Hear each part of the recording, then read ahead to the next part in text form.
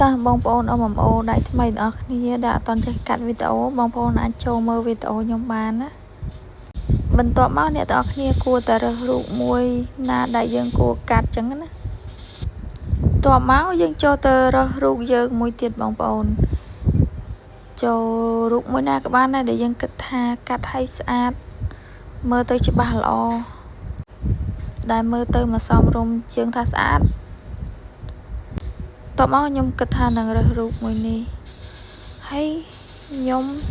ដាក់វីដេអូតម្រង់សិនបងប្អូនតម្រង់ហើយតបមកយើងចូលទៅកន្លែងកាត់ស្មៅហ្នឹងបងប្អូនអាកន្លែងដែលខ្ញុំចុចលើលេនតិចហ្នឹងហើយតបមកសិជាអង់គ្លេសទេកម្មវិធីខ្ញុំសាកន្លែងនេះឲ្យតែកន្លែងនេះមិចតបមកយើងគិតអាហ្នឹងមានន័យថាខ្ញុំចុចកន្លែងហ្នឹងកាត់តាមហ្នឹងទៅជិះបងប្អូនទៅតាមដានកន្លែងហ្នឹងឲ្យច្បាស់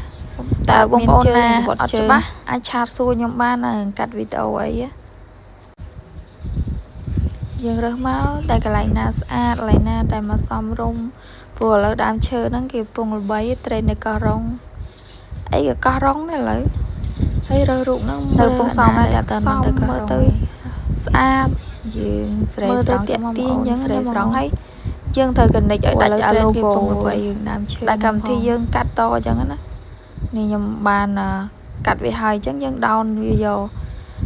កយើងយកគុណម៉ានក៏បានដែរបងអូនគុណ10គុណ20